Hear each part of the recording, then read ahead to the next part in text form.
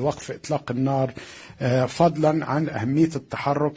The ceasefire in Gaza, as well as the importance of moving forward with projects for early recovery implementation. Additionally, working on the reconstruction in the Gaza Strip within the framework of a vision, an objective and realistic framework to ensure the successful implementation of President Trump's plan on the ground, as well as the execution of Israeli withdrawals from the Gaza Strip in accordance with the obligations stipulated in the plan's second phase. We emphasize during the discussions the great importance, and there is an Egyptian and European agreement on the organic unity of Palestinian territories and the organic connection between the West Bank and the Gaza Strip, and confronting and completely rejecting any measures that would entrench separation or work towards a division of the Gaza Strip.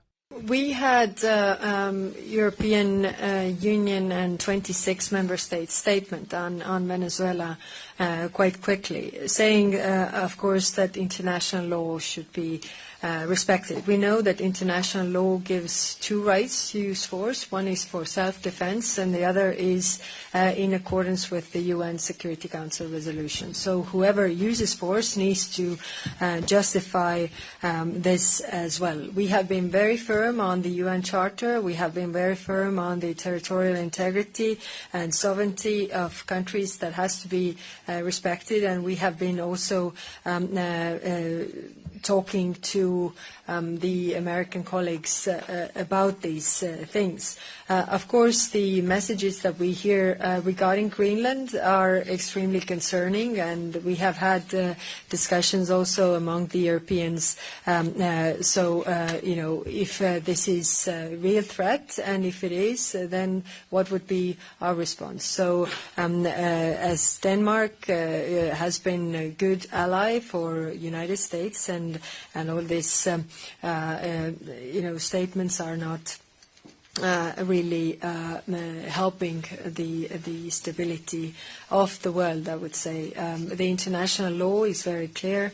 We have to stick to it. It is clear that it is the only thing that protects smaller countries, and that's why it is in the interest of all of us, and we discussed this today as well, that we uphold the international law on all levels. As you know, the Egyptian position is clear. And just minutes after this illegal and illegitimate recognition of the Somaliland entity was announced, Egypt issued a joint statement with Djibouti. The state will issue another trans-regional statement today condemning the visit that took place to this region in Somaliland. I also participated in an extremely important ministerial-level meeting of the Peace and Security Council of the African Union. The position was not only Egypt's, but the unified African stance was to condemn this action. And because it represents a threat to the unity and safety of African countries, and a threat to peace and security in the Horn of Africa and in the African continent, I also intend to participate in a ministerial meeting at the Organization of Islamic Cooperation in Jeddah during the next 2 days, also to address this extremely serious development that happened because, firstly, there is no justification for it, nor any legal or legitimate basis. It blatantly violates the sovereignty of the Somali state, its unity and integrity. The Somalilands blatantly violate international law, and as Ms. Kaja described, we're talking about international law and the United Nations Charter. Therefore, these are extremely serious and dangerous matters that they cannot be accepted, they cannot be met with silence, and they cannot be tolerated. These matters also affect the security of navigation in the Red Sea region and the Horn of Africa. Therefore, of course, these policies, whether it be recognition, visits, or otherwise, are certainly condemned and completely rejected, and they are unlawful and illegal. We will continue to work with our African and Arab brothers, with the European Union, with the United States, and all international parties to prevent any other countries from recognizing this entity, considering it illegal and leading to very significant risks at the level of security and stability in the Horn of Africa region and the Red Sea area, and specifically in the Horn of Africa, especially as we have inherited the principle from the founding fathers of the African Union, which is the principle of the sanctity of borders. And this principle is a fundamental one that cannot be compromised following the establishment of the Organization of African Unity in 1963 and what the founding fathers of the organization agreed upon. the African unity to now accept these separatist entities and these illegal actions that only lead to threatening security and peace and also endangering the safety of countries and the integrity of their territories.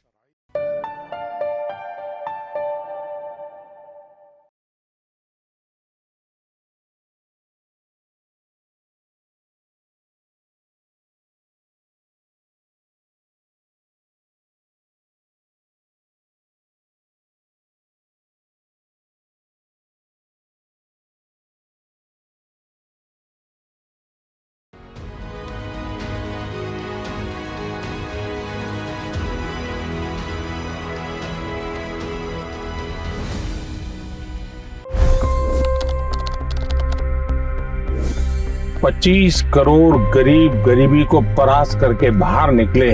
For the good of our nation, let's work together and let's truly make America great again. The fastest news breaks. Requested PM saying that look, you will have to speak to Putin and to Zelensky. The biggest news makers. The relationship with India is probably the most important bilateral relationship the U.S. will have for the rest of this century. The capital delivered quite an election result today. Expert analysis. The million-dollar question today is how to stop this dance of death. Ground reports. I'm standing at the crossroad of the Kumbh Mela. Behind me are more than 100 entry ghats. Long-form interviews. Exclusionary politics is reflected in Manipur case as well. You don't bother because this is a small state. Deep dive into burning issues. It's often said DRC could be the richest country in the whole world. It's because of what sits underneath. Why exactly did the US topple the Sheikh Hasina government? HD videos. We don't just break news, we break it down.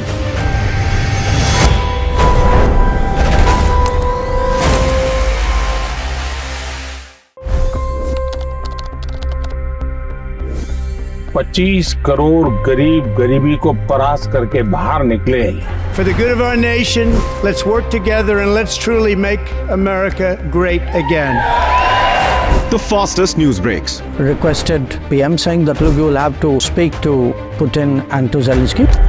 The biggest news makers. The relationship with India is probably the most important bilateral relationship the U.S. will have for the rest of this century.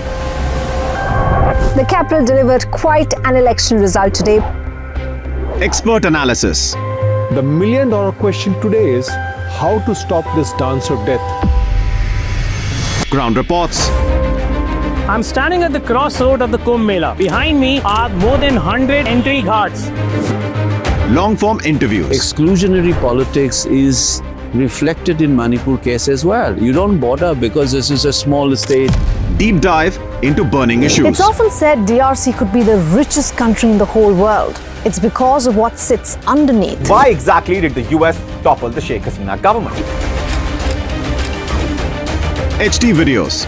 We don't just break news, we break it down.